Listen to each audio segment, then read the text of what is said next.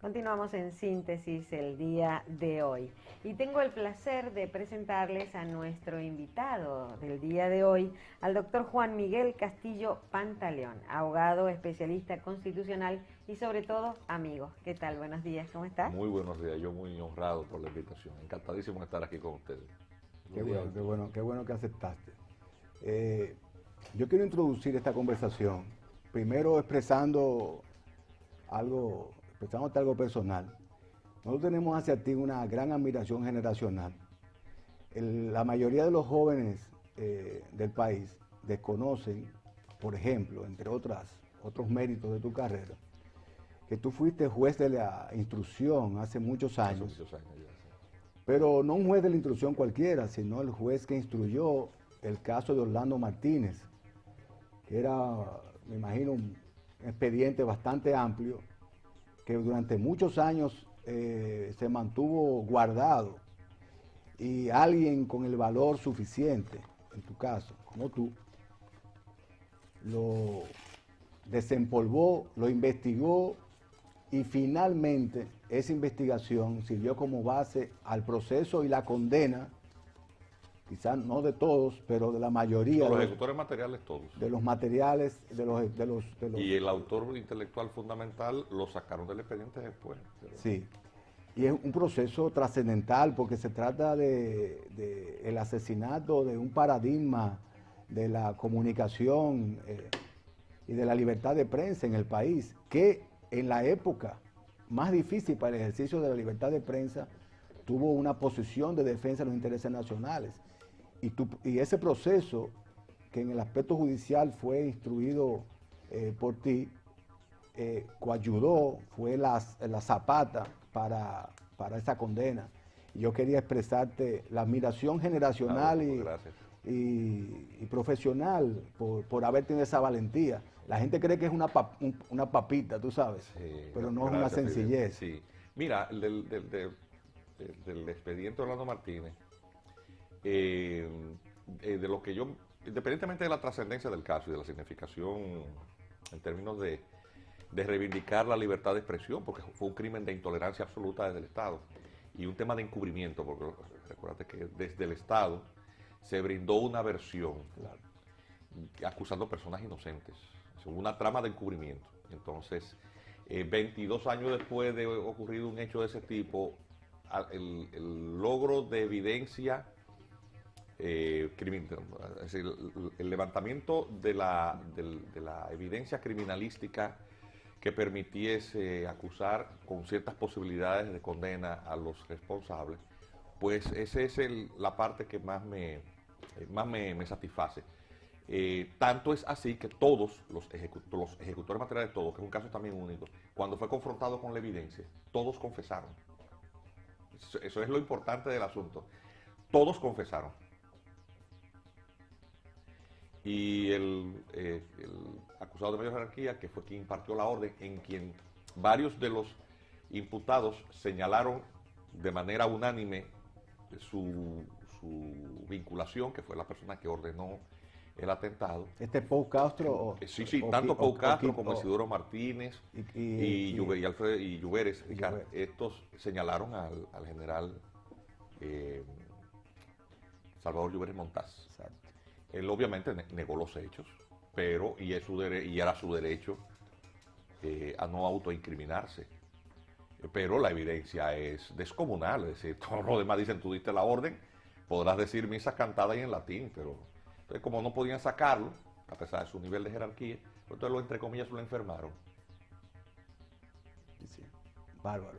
Sí, pero, y además y a quienes le beneficiaron con esa impunidad, lógicamente les ascendieron. Pero mira, tú sabes lo que pasó con el juez que se le ocurrió eso. Claro. Pero bueno, mira, pero la libertad de prensa es tan grande, es más grande que los gobiernos, más grande que los personajes coyunturales, que hoy creo que la sala de prensa del Palacio Presidencial se llama Orlando Martínez. Así es. O sea, que Orlando Martínez está vivo en el Palacio Presidencial, desde donde posiblemente salió la orden para su eliminación y sesgar la libertad de prensa. Bien, retomando la actualidad, estamos en medio de una vorágine de discusión sobre temas constitucionales. Querido amigo y colega, en el aspecto de la modificación constitucional, la ley que se necesita para modificar la Constitución, una ley previa que deben votar los legisladores, debe ser una ley orgánica o una ley ordinaria. ¿Y cuál es la diferencia entre una cosa y la otra para que el público entienda de qué se trata? Mira, voy a tratar de ser lo más claro, porque si un aporte puede hacer un profesional que acude a medios de comunicación es tratar de aportar cierta luz. Yo creo que ya por la trayectoria de uno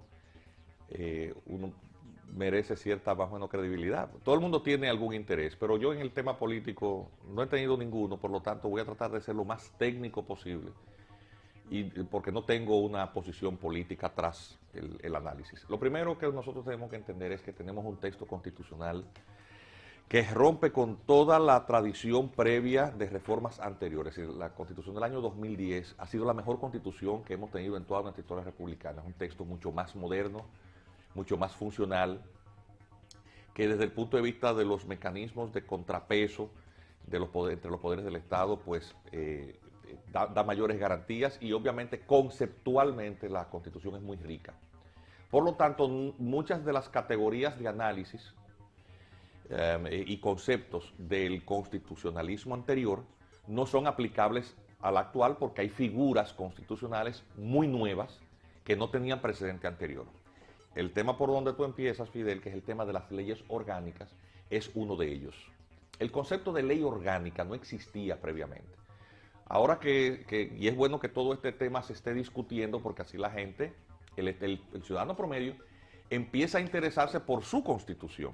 Es decir, ya el especialista constitucional es cualquiera que estudie mucho la Constitución. Mi especialidad académica, en lo que yo soy doctor, no es en Derecho Constitucional, es en Derechos Fundamentales, que es todavía un especialismo aún más reducido, pero obviamente transversal a todo el tema constitucional, en lo que yo soy doctor en Derechos Fundamentales.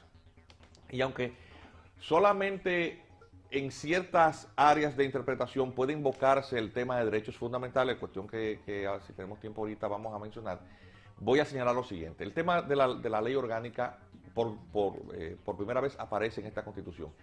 En una obra póstuma del doctor Yotin Curi, que fue quizá una de las mentalidades jurídicas mejor amuebladas en el último siglo, sus hijos y colaboradores muy cercanos a él, pues trabajamos en la compilación de sus artículos. Uno de ellos juez del Tribunal Constitucional. Sí, Yotincito es el magistrado Yotin Curi, hijo, es precisamente uno de los miembros del Tribunal Constitucional. Tengo la satisfacción también de que el doctor Curi, en la dedicatoria de la obra, me colocó entre el medio de sus hijos, y por lo tanto eso es una satisfacción muy hermosa. Hay un artículo que se publicó en el año 1997 en el Caribe, que está recogido en la obra, y llama la atención acerca del mal uso del término ley orgánica hasta antes de la reforma del año 2010. Señalaba, el artículo se llama "Las leyes orgánicas no existen", porque había una cantidad de normativa que llamaban los legisladores ley orgánica. Por ejemplo, ley orgánica del Banco de Reservas, ley orgánica del Consejo Estatal del Azúcar, ley orgánica, y así una cantidad de leyes orgánicas, que realmente el término era absolutamente vacuo, toda vez que la Constitución no establecía diferencias conceptuales entre un tipo de ley y otro. Es decir, las leyes eran leyes. Y reivindicaba el doctor Curi en ese artículo, que invito a leer a los estudiantes y a los abogados, en esta obra que todavía aparece, no está agotada, que la obra es esta, Estudios Críticos, que el concepto de ley orgánica, donde fue introducido fue en la Constitución francesa del año 1958, y se refería a un tipo de ley específica que para tener validez debía ser sancionada por el Consejo Constitucional. Y obviamente que son materias que están por su naturaleza vinculadas a dirigir o a normar ciertos poderes públicos y que tienen cierta trascendencia. El legislador dominicano introduce el concepto de ley orgánica con una definición particular. En el artículo 112 del nuevo texto constitucional, pues define estos textos de la manera siguiente. Me voy a permitir leerlo. Leyes orgánicas. Las leyes orgánicas son aquellas que por su naturaleza regulan, entonces hace una enumeración, los derechos fundamentales, la estructura y organización de los poderes públicos, la función pública, el régimen electoral, el régimen económico-financiero, el presupuesto, planificación e inversión pública, la organización territorial, los procedimientos constitucionales, hago un énfasis ahí, los procedimientos constitucionales, la seguridad y la defensa, las materias expresamente referidas por la Constitución y otras de igual naturaleza. Para su aprobación o modificación requerirán del voto favorable a las 2/3 partes de los presentes en ambas cámaras. Okay. A diferencia de una ley ordinaria necesita solamente la mayoría, o sea, la mitad más uno. Sí, pero tiene que referirse a una de estas materias expresamente establecidas en el artículo 112. Eso es lo primero. O sea, para ser orgánica necesita tener... Versar sobre esas materias. Si es ordinaria, no. Y versando sobre esas materias se requerirá una mayoría calificada en ambas cámaras. Por ejemplo, la ley monetaria y financiera está dentro del régimen. Que es una ley orgánica, necesitaría las 2/3 partes, y no la mitad más uno, o sea, un voto de mayor legitimidad. De mayor legitimidad. Entonces, si lo que se está hablando es de reformar la Constitución, doctor, usted dice que es una ley orgánica. Atención. Entonces, el texto constitucional establece también los mecanismos y procedimientos según los cuales debe de modificarse la propia Constitución. Es decir, cómo se modifica la Constitución es de acuerdo a como dice la propia Constitución. El procedimiento, sin embargo, aquí no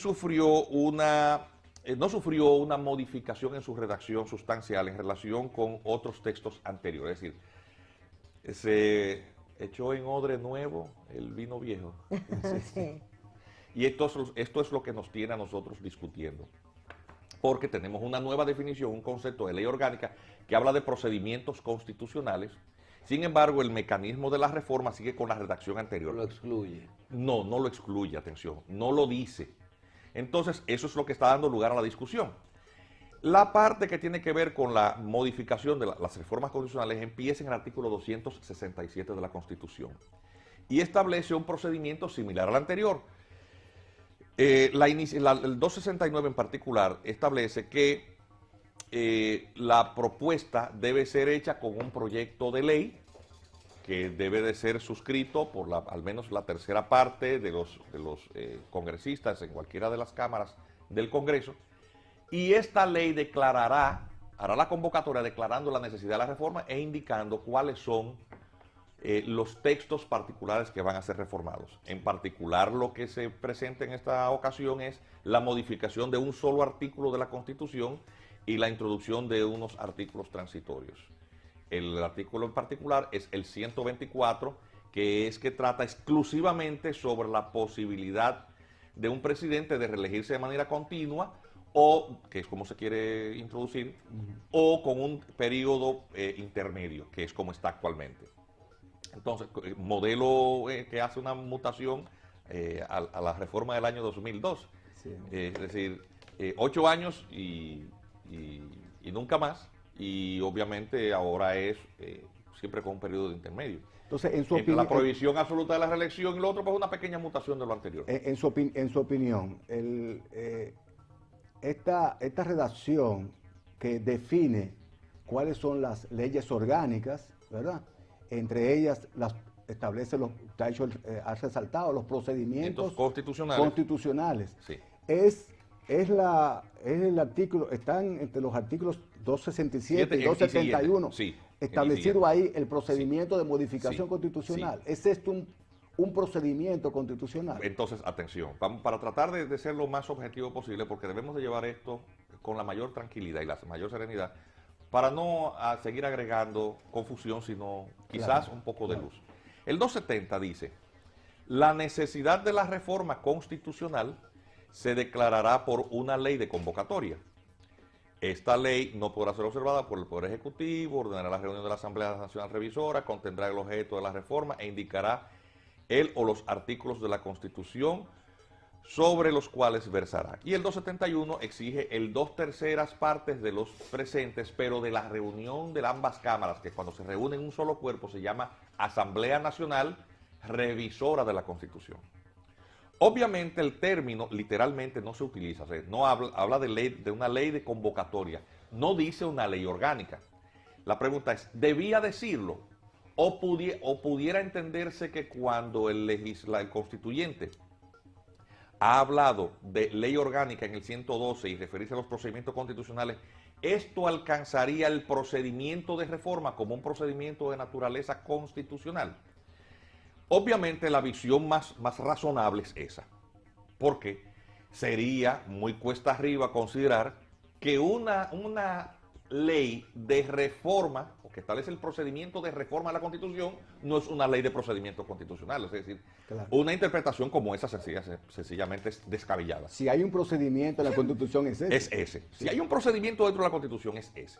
Pero atención, utiliza más adelante la Constitución el término procedimientos constitucionales, y la verdad es que sí.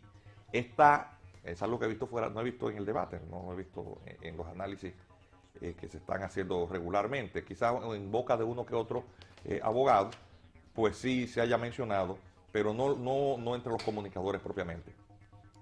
El Tribunal Constitucional, que también es una creación del nuevo texto, es decir, eso no existía antes, sino que las atribuciones le fueron conferidas a la Suprema Corte de Justicia en dos experiencias constitucionales anteriores, en el año 29 y en el año 1994. El Tribunal Constitucional, como órgano extrapoder de control constitucional, como se introduce, y muy afortunadamente es en esta reforma del 2010. Entonces establece en el texto, pues, la siguiente disposición.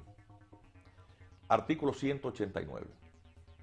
La ley regulará los procedimientos constitucionales y lo relativo a la organización y al funcionamiento del Tribunal Constitucional. Es la única vez que se utiliza, además del procedimiento constitucional en el 112, es en el 189. Lo que dice la ley, es una ley Atención, sí, de arraigo constitucional, sí, pero existe. Pero podemos reducir el 189 exclusivamente a los procedimientos que se llevan por ante el Tribunal Constitucional stricto sensu, es decir, no ninguna otra cosa.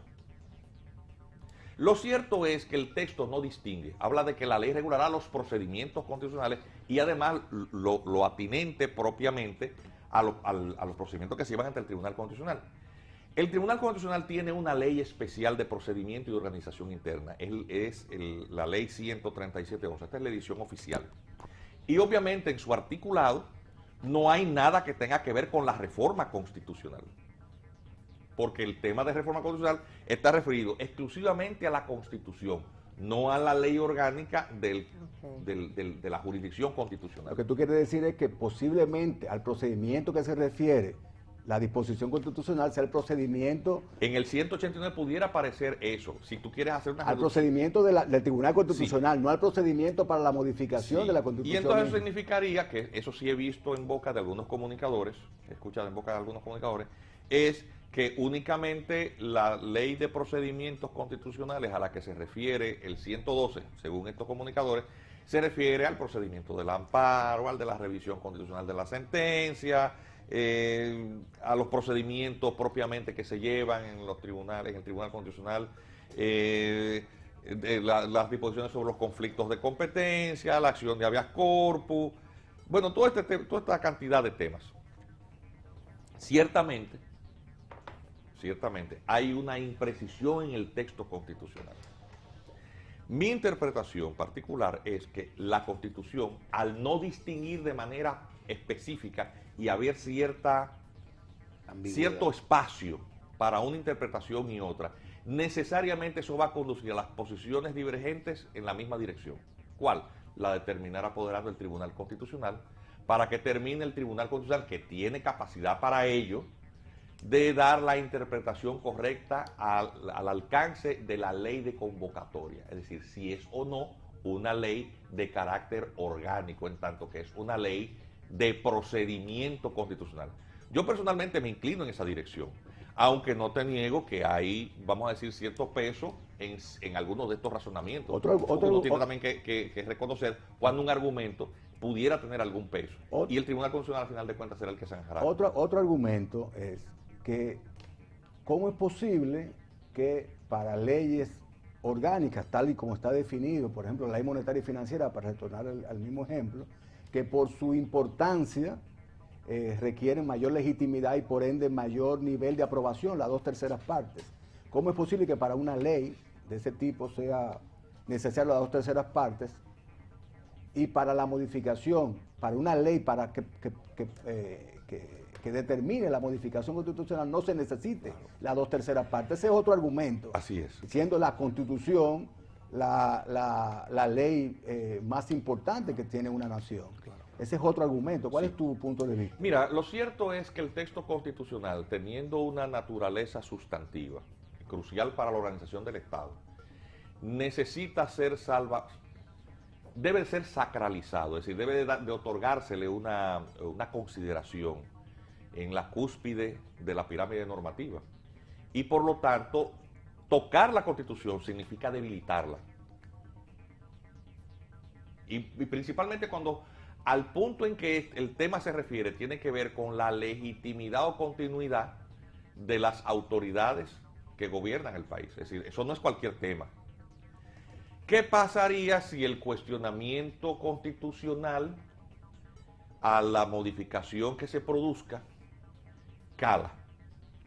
Significa que en el ejercicio hipotético, la reelección, en caso de producirse, estaría afectada de un cuestionamiento en cuanto a su legitimidad.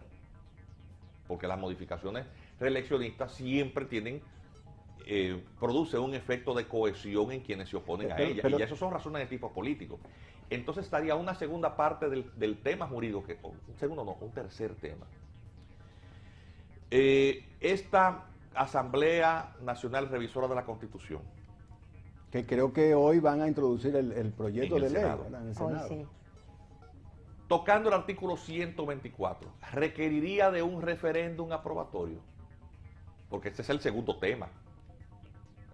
Es el segundo gran tema. Es decir, primero es saber si esta ley de convocatoria requiere el 2/3 porque es una ley orgánica. Y luego, la reforma introducida requeriría del quórum. Entonces, ahí hay otras reflexiones también que hacer. Habría dos lecturas, como en todos los abogados. Y eso es muy bueno, los abogados viven de eso, de las divergencias. Claro. Sí, ¿no? Yo creo además que el tema va a ser muy saludable. Sí.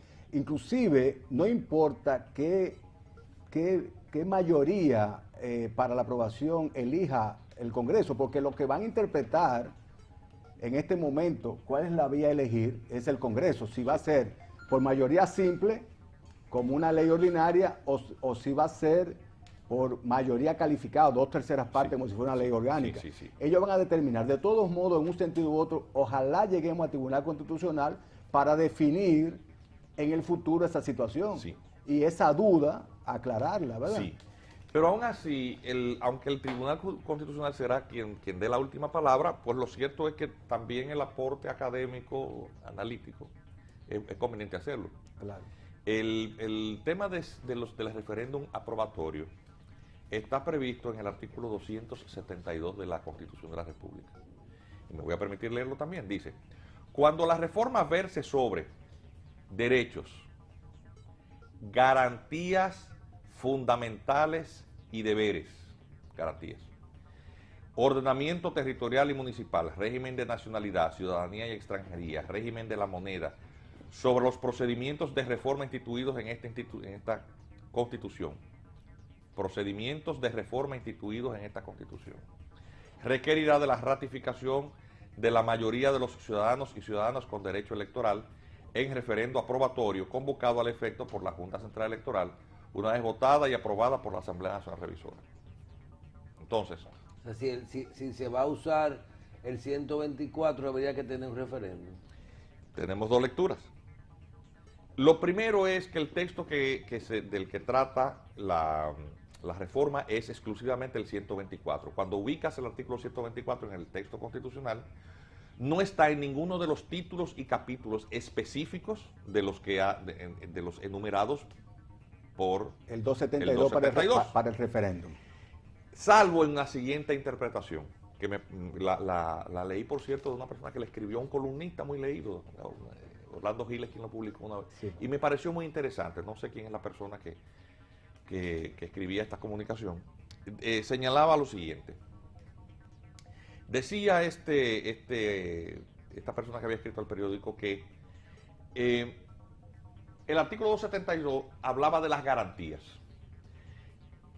En la reforma constitucional del año 2010 se introduce la nueva forma de limitación del ejercicio continuo, Sí. de manera que para las elecciones del 2012 el texto vigente es la Constitución del año 2010.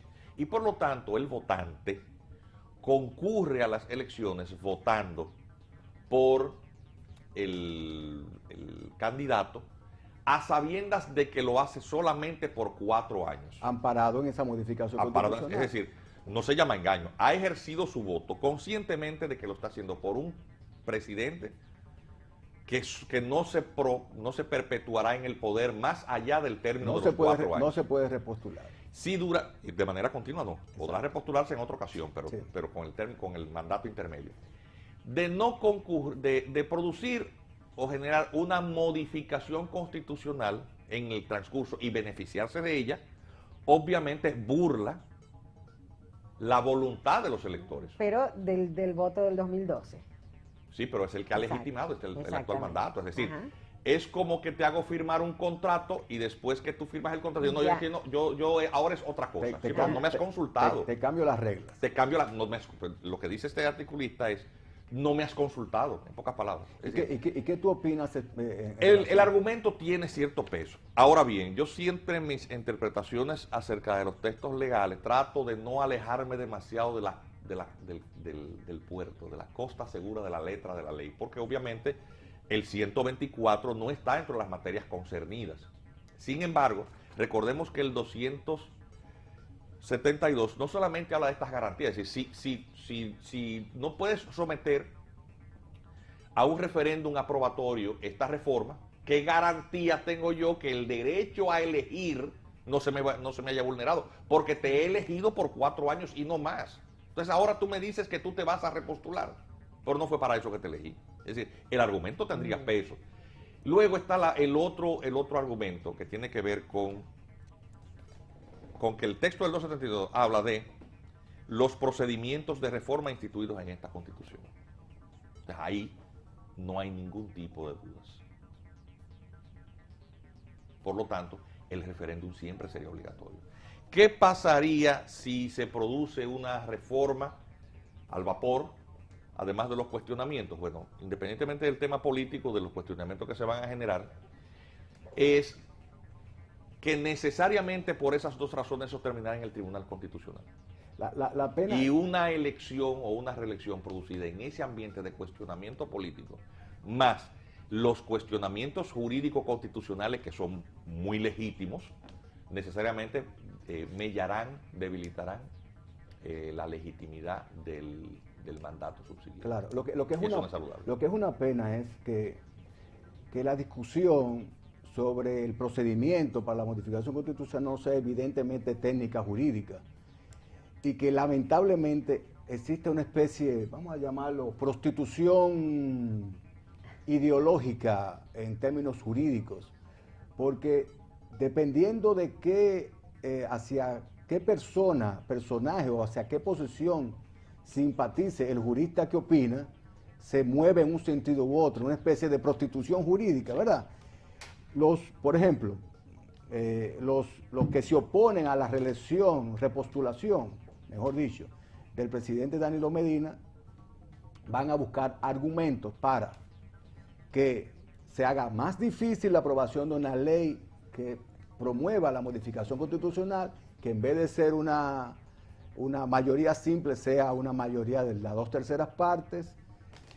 Van a apoyar el argumento de la posiblemente, pero sobre la base subjetiva y parcializada del referéndum, para hacer cada vez más difícil la posibilidad de reforma. Argumentos en contrario van a tener los que apoyan la posible repostulación del presidente Medina a través de una modificación constitucional. Van a decir, y eso lo vamos a discutir en todos estos días, que simple y llanamente era la mayoría simple que se necesitaba para la aprobación de la ley y que no se necesita el referéndum posterior para facilitar. Son posturas coyunturales y subjetivas y estamos en una especie como de prostitución jurídica. Por eso es tan importante. Muchos abogados no quieren hablar del tema Claro. para no correr el riesgo de ser percibidos como cooptados por una de estas dos posiciones. Por eso es tan importante. Y esa autocensura también. Por eso me luce tan importante tu posición, tan seria jurídicamente, porque has abrevado en un doctrinario del nivel de Yotin Curi, en la propia Constitución, y has expresado, y te confieso que estoy viendo perfiles que no había visto antes. Sí. Posiblemente todos estamos viendo algunos perfiles que no habíamos Sí. visto antes. El último que enseñé, que expliqué, no es mío. Quien alertó primero acerca de la necesidad de que se votara un referéndum y las dificultades materiales y temporales por el escaso tiempo, ya estamos a un año, poquito menos de un año, poquito más de un año, de la organización de las próximas elecciones, fue el presidente de la Junta Central Electoral, cuando dijo que necesariamente había que votar el referéndum, pero lo decía sobre la base de esa última parte del artículo 272, es decir, la reforma de la Constitución tiene necesariamente que pasar por un referéndum, porque el texto del 272 es claro, es decir, los procedimientos de reforma establecidos en la Constitución tienen que ir a un referéndum aprobatorio, lo dice claramente. Sí. Y lo que él señalaba es, necesitamos también una ley de que le conceda partidas presupuestarias no previstas al Tribunal Electoral, a la Junta Central Electoral. Eso no estaba en nuestro presupuesto. Y en el hipotético caso de que pase la ley sin el referéndum, ¿sería anticonstitucional entonces? Puede ser declarada con mucha posibilidad inconstitucional. Pero tendría Doctor, que ser el Tribunal Constitucional que Sí, determine. ¿qué sería lo más saludable? Lo más saludable es no generar este estrés alrededor y que va a conducir a una crisis de legitimidad necesariamente. Porque si hay una cosa en la que una parte considerable del partido de gobierno y la oposición están en acuerdo, es en obstaculizar la reelección. Es decir, si sumas, esa es la única cosa en que está de acuerdo todo el mundo, en los perfiles políticos. Pero no por criterios constitucionales, sino por criterios políticos. Pero al final de cuentas lo que te quiero decir es que el deseo coincide con el argumento, con la seriedad de ciertos argumentos jurídicos. No es lo mismo tú querer algo que resulte descabellado de querer algo que tenga cierto anclaje serio y cierto fundamento. Y creo que he sido lo suficientemente claro. Si tú lees el 272 y lees el texto, los textos que hemos mencionado aquí, no hay duda. Lo mejor sería un referéndum. Y Doctor, se acabó la discusión. Cuando Es más legítimo. nosotros También. hemos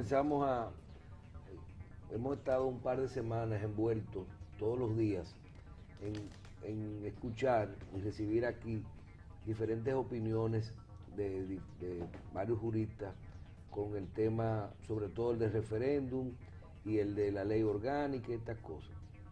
Ahora lo escuchamos y no queremos hablarle a los televidentes a ver si usted nos deja una luz. Usted menciona palabras como dudas,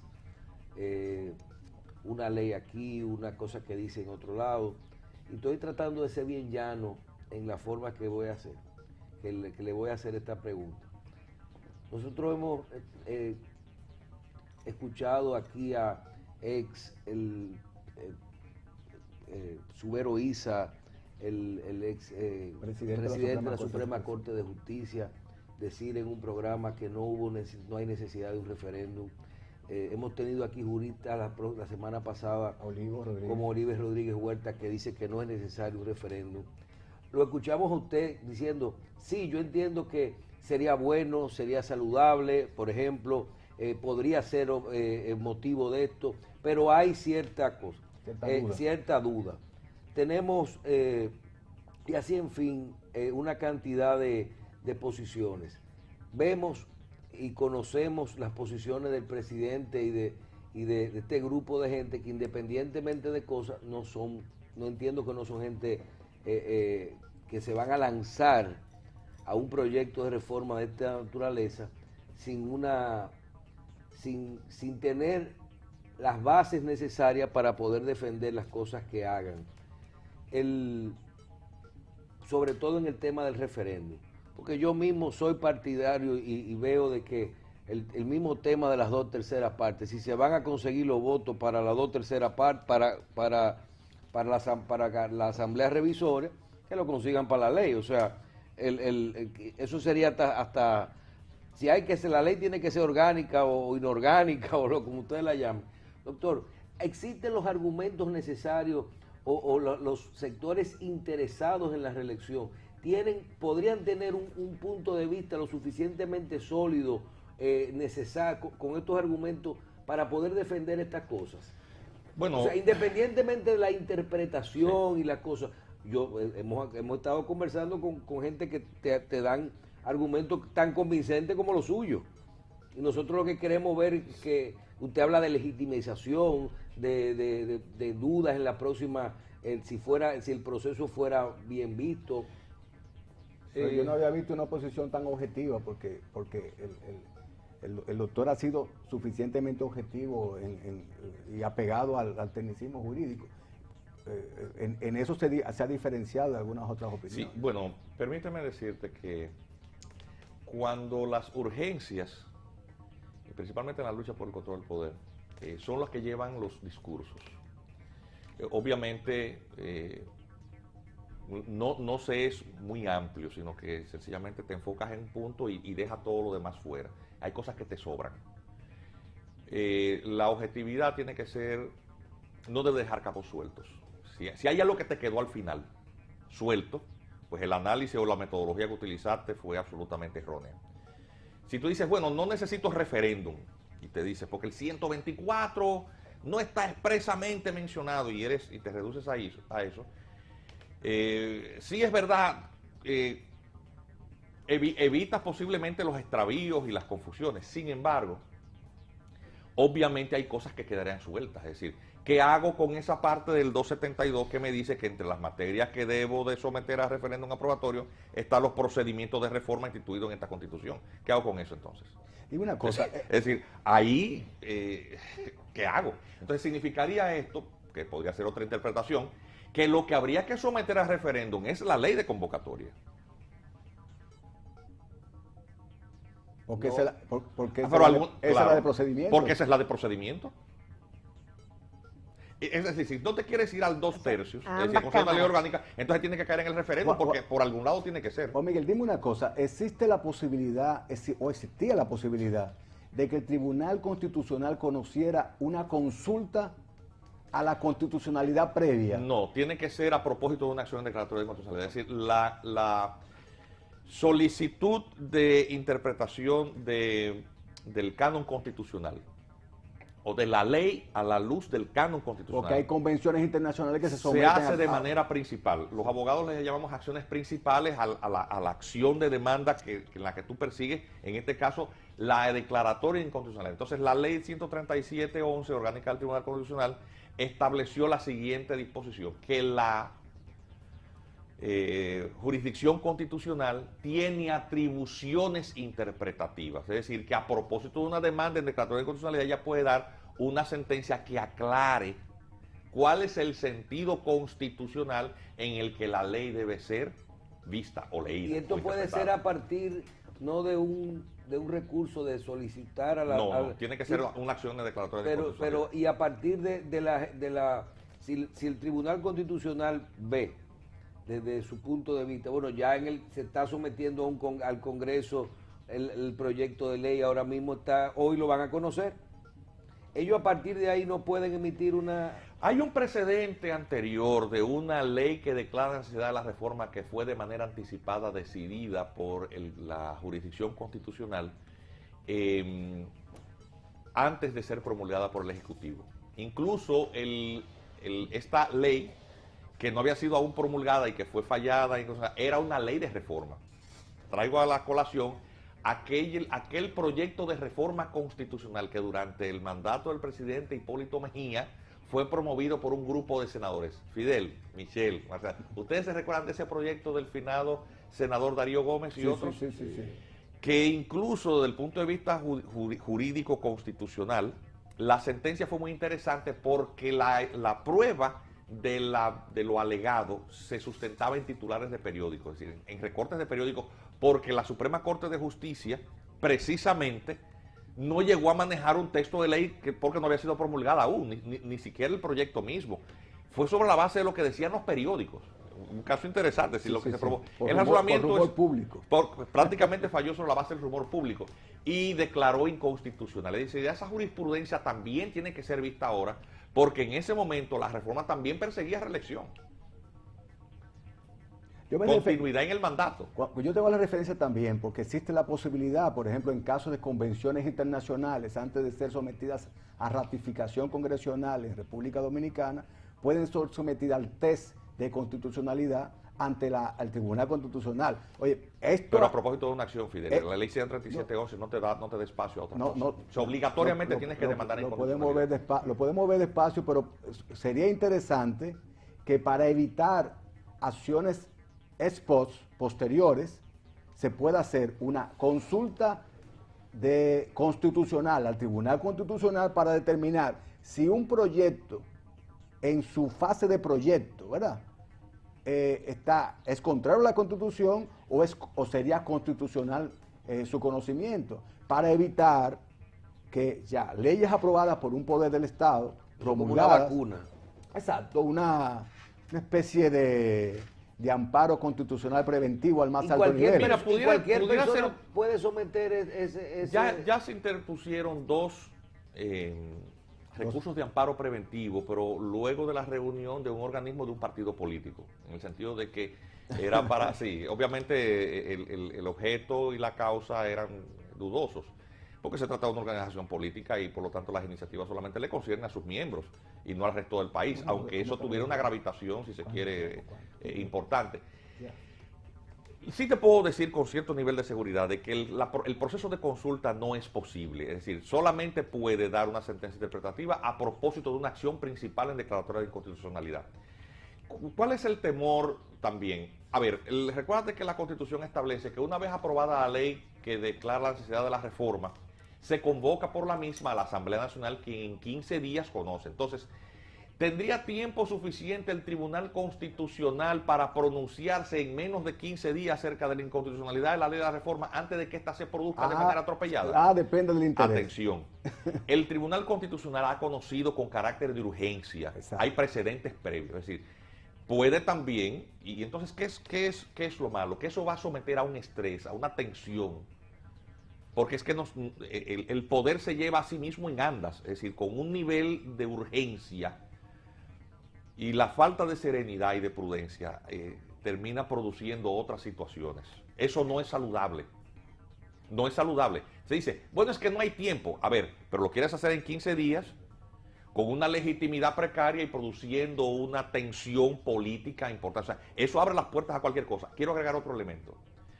Hace unos meses, una corte regional cuyo reconocimiento no se hizo acorde con la Constitución, el reconocimiento de su jurisdiccionalidad sobre nuestros asuntos, nos mandó a cambiar la Constitución.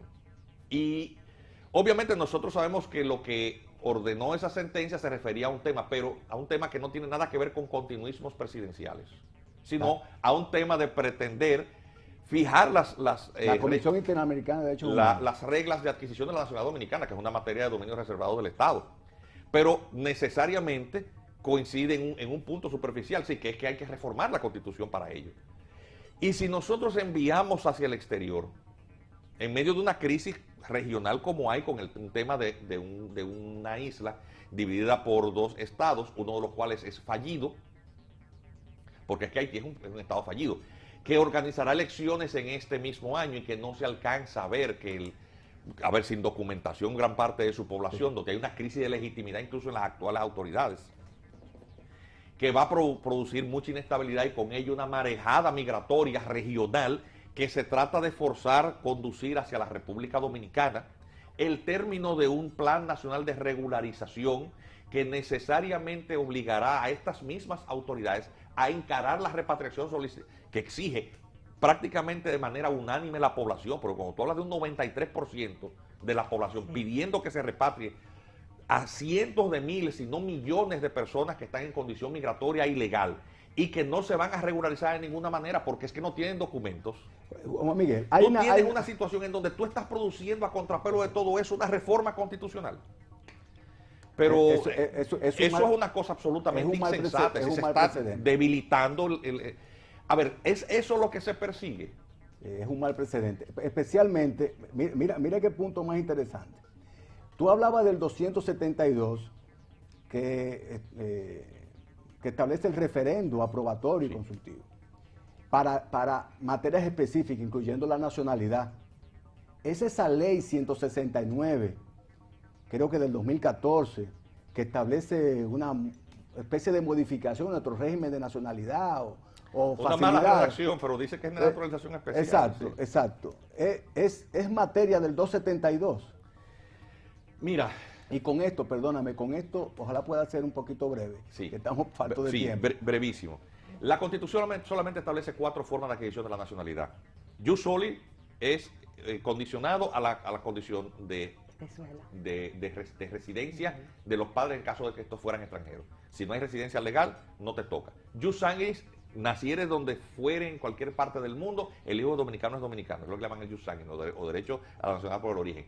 El jus connubium, que es una forma de naturalización acelerada cuando se casa un extranjero con una dominicana, es decir, nacionalidad por matrimonio. Y la naturalización, que es una forma de adquisición de la nacionalidad de manera artificial, es decir, por voluntad de la persona, pero ajustándose a los requerimientos de la ley. Después de la sentencia 168, hubo mucha presión internacional para que la República Dominicana aplicara un jus solis laxo, es decir, sin las restricciones que ha establecido siempre la Constitución desde el año 29 a esta parte.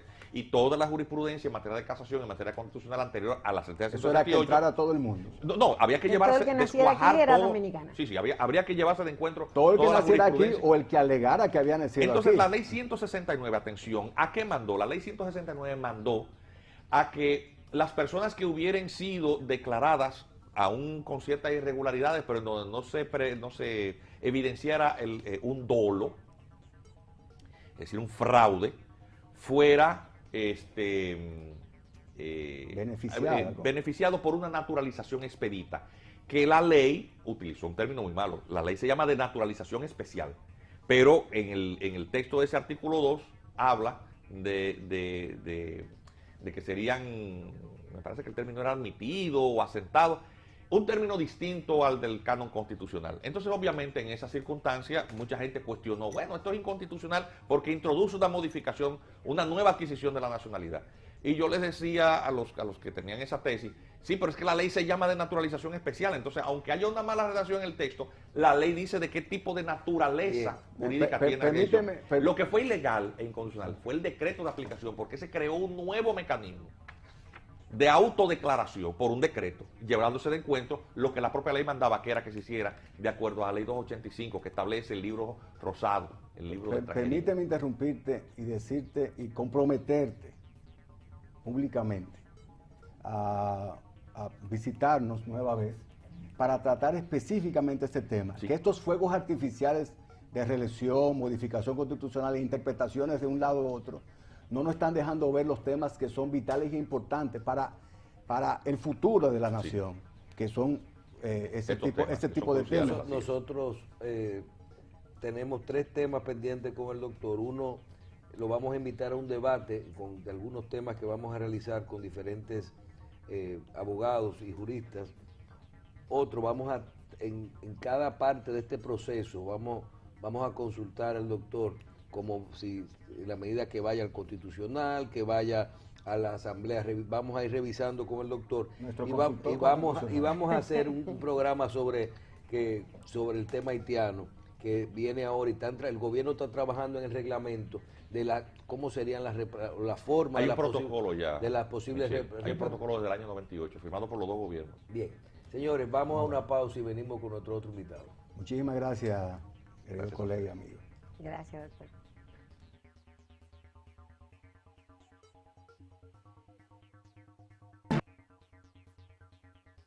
Gracias.